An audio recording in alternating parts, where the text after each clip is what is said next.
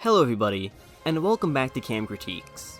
The Legend of Zelda Breath of the Wild was revolutionary when it came out.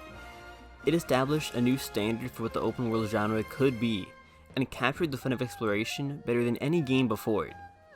It is, without a doubt, one of my favorite games ever made. But, as a massive Zelda fan, its release was a tad bittersweet. In establishing a new standard for the genre, and in turn the series, it had to abandon a lot of what I loved from its predecessors. No more were the sprawling, uniquely themed, puzzle-filled dungeons of titles like Twilight Princess and Skyward Sword, or the surreal, engaging narratives of titles like Majora's Mask. It nailed the core of what the original Zelda was envisioned as, but left a lot of the more modern developments in the dust. So, when Tears of the Kingdom was first announced, I was left with a similarly bittersweet feeling of excitement.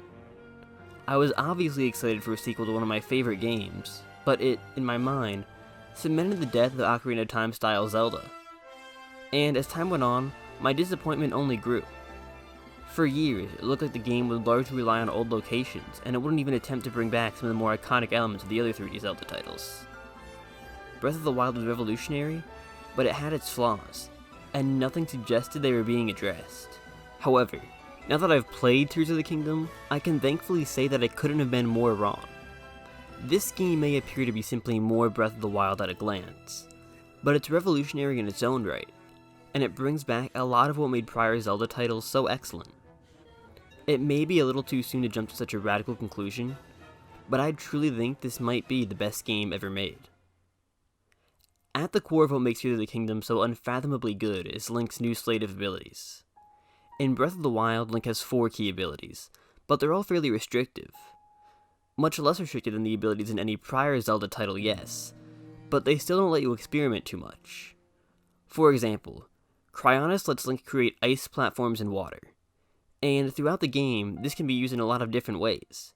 You can use it to climb waterfalls, or block fans, or redirect water flow, for example.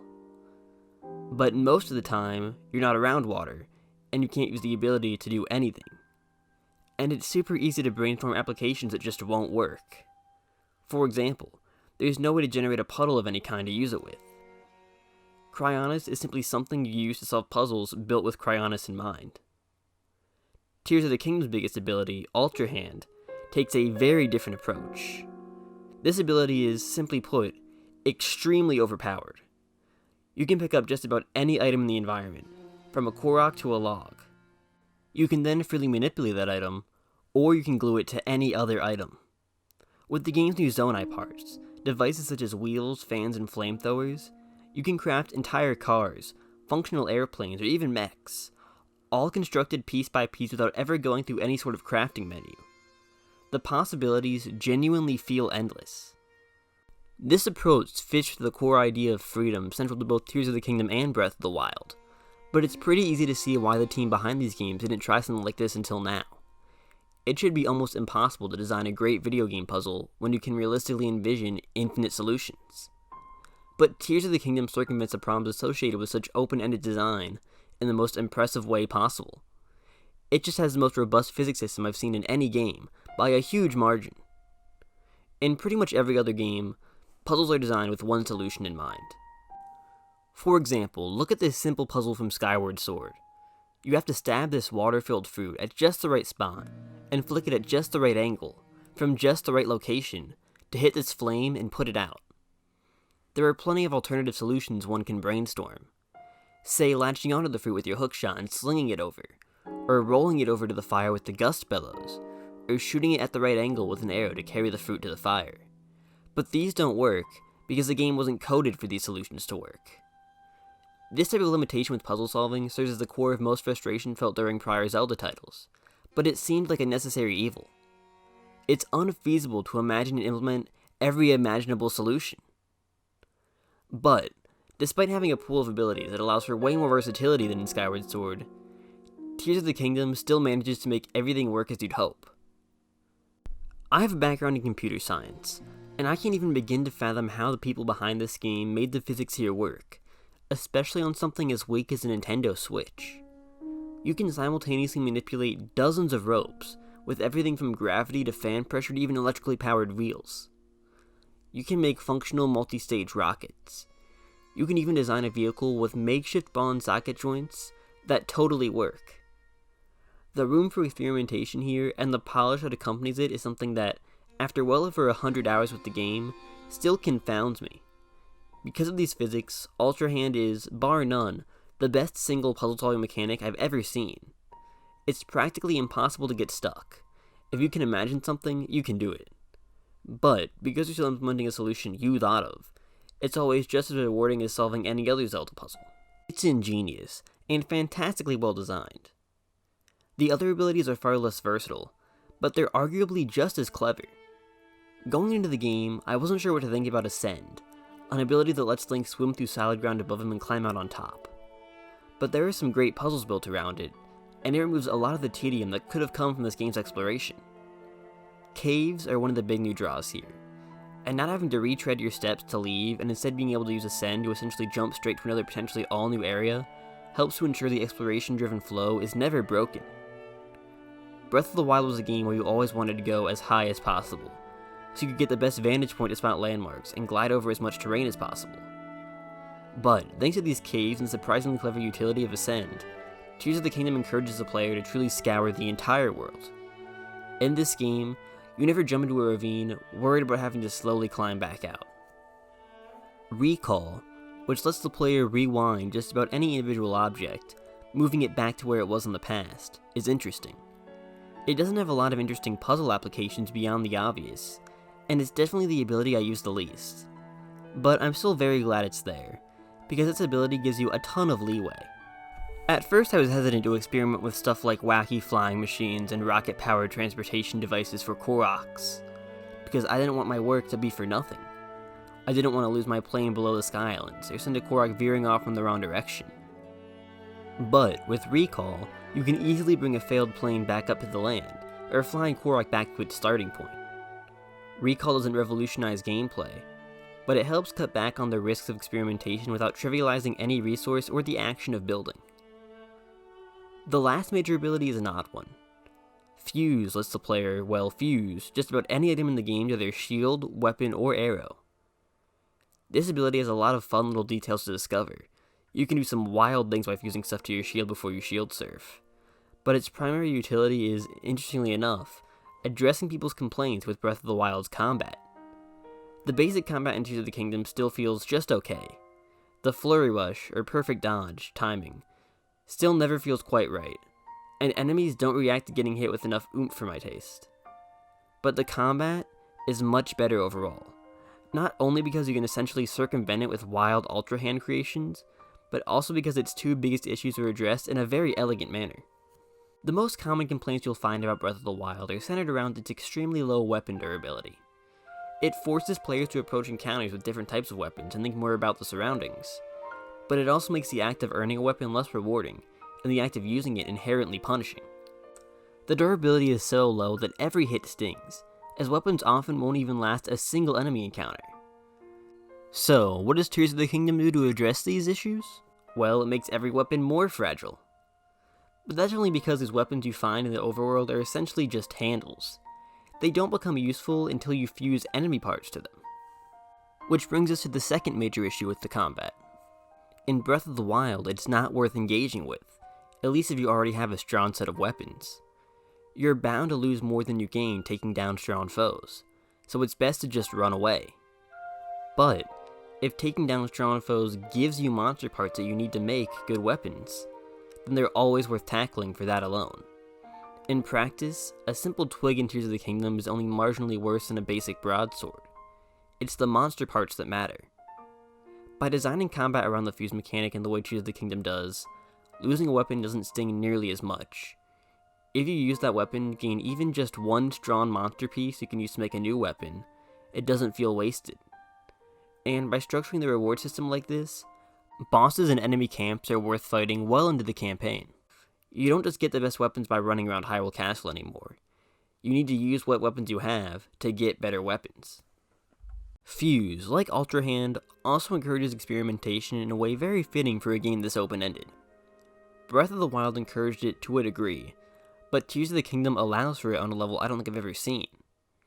Though ultimately, this incredible slate of abilities, allowing for this incredible experimentation, wouldn't mean much if Hyrule wasn't fun to experiment in. Luckily, the sheer quantity and quality of what Tears of the Kingdom has to offer doesn't disappoint. This game is easily at least twice the size of Breath of the Wild in terms of sheer landmass, and even still, it's way more densely packed. Tears of the Kingdom splits its world into 3 tiers or levels: the surface, the sky, and the depths. And while the Skylands are disappointingly sparse, at least relatively, the surface is packed with new content, and the depths are a super interesting take on the dark world of past Zelda entries. The game's marketing and key art all really hyped up the Skylands in particular, but sadly, the best one is in the tutorial. The tutorial area is a massive sky island with a wide variety of biomes, while just about every other sky island is primarily built around a single puzzle. They're small, and there's no room for exploration. However, the puzzles, largely centering around traversals through the skies, are excellent. They give you really fun tools and push you to mess around with Ultra Hand in ways that really only make sense high in the sky.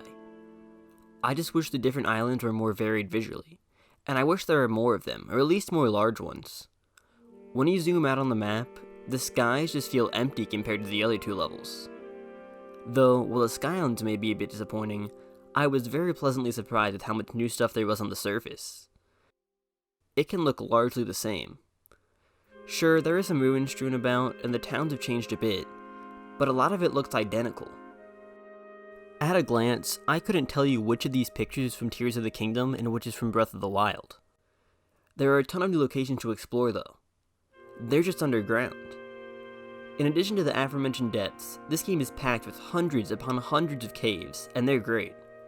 They have an astonishingly wide variety of aesthetics, sizes, and purposes. Exploring them is always exciting, and you're often rewarded with some of the game's coolest secrets. These caves also do a good job of encouraging you to pay attention to your surroundings and travel close to the ground, which is kind of needed in a game where flying down from the skylands above is almost always an option. All the caves feel meticulously crafted, they fit naturally into the world, they're fun to explore, and they really are just everywhere. Of all the new land to explore, the caves are, in my opinion, the absolute highlight. However, that's not to say the depths aren't fantastic either. Deep below Hyrule lies a mysterious, dark, and expansive world packed with stuff to discover. And when I say dark, I mean it. The depths are essentially pitch black. You have to light them yourself, be it through the light roots that lie under every shrine or with bright blooms collected in the caves near the surface. This, in tandem with the plentiful enemies, many unique to this level and all relatively strong, make exploration down here feel genuinely tense. Asking players to explore a pitch black area is risky. If done wrong, lighting can just feel like a chore, or interesting things can just be much harder to find. But Tears of the Kingdom avoids both these problems in some really clever ways. I mentioned earlier that the depths serve as some type of dark world. That's because each and every landmark on the surface has some depths equivalent. Where there is a lake, a forest, or a town, you'll find a mine, a mysterious statue begging for pose, or a coliseum holding some sort of tough combat encounter. So, if you've explored the overworld, you don't have to see to find where the interesting stuff lies in the depths. You can just reference your map of the surface. And this works the other way around too. Because of the depths, I was able to find tons of overworld stuff I missed. For example, I found all of the shrines, of which there are many more than in Breath of the Wild, without ever consulting a guide. The surface and depths complement each other in a really nice way. In addition to its focus on lighting, depths exploration also puts a focus on building new vehicles. Alongside the many alternate landmarks, you'll find both platforms stocked with Zonai parts to build with, and Yiga clan camps with their own pre-built vehicles scattered throughout, supplying you with both ideas and materials. Unlike the Sky Islands though, the vehicles you see aren't just built for flight. They're most often designed around navigating rocky ground or fighting other enemies. So ultimately, your approach to exploration on all 3 levels is vastly different. This means that, despite the gigantic amounts of ground to cover, exploring never feels tedious. My only real issue with the depths is how formulaic some of what you find is. There are dozens of enemy camps, but only a few basic layouts. There are dozens of mines, but maybe 2 or 3 stick out as unique. The stuff in the depths doesn't feel as meticulously crafted as the stuff in the game's caves or on the game's Sky Islands. Still, the rewards in traversal are fun enough that exploring here is a blast, especially with the cool lighting mechanic. Speaking of rewards, This game handles its reward-driven gameplay loop a lot better than Breath of the Wild. It still has some issues. There's the occasional puzzle-less shrine or a quest reward of just 50 rupees. But in Breath of the Wild, as I already mentioned when talking about weapon durability, there is a point when you're practically encouraged to not interact with anything. You stop getting worthwhile rewards very early on. Tears of the Kingdom avoids this pitfall by connecting its different levels and their rewards in a way that further encourages constant interaction with the entirety of Hyrule. Exploring the depths gives you Zonite, a new material needed to increase your maximum battery power, used by Zonite devices, which thus gives you more flight time, allowing you to reach new Sky Islands, which gives you new views of things like towers, towns, and shrines on the surface, which gives you new landmarks to find in the depths, and so on. Having a satisfying loop like that as part of the game's resource collection really makes it feel a lot more important and engaging. There's still one big type of area I haven't really mentioned at all yet: the dungeons. They were pretty unanimously considered disappointing in Breath of the Wild, with their short length and identical theming. And what we have in Tears of the Kingdom still doesn't come close to the series' best. The temples here are, however, a massive step up from Breath of the Wild's divine beasts. Tears of the Kingdom's temples are larger, if still a bit small. They all have fun, unique themes in terms of both aesthetic and puzzles, and they're all introduced with really fun lead-up quests packed with fun platforming and crazy set pieces.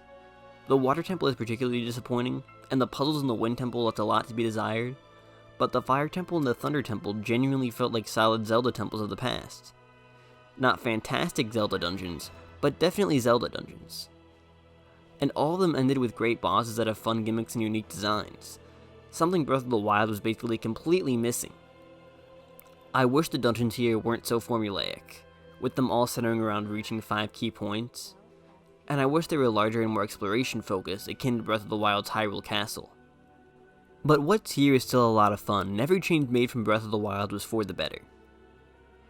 In addition to temples, Tears of the Kingdom has shrines that are very similar to Breath of the Wild's in structure.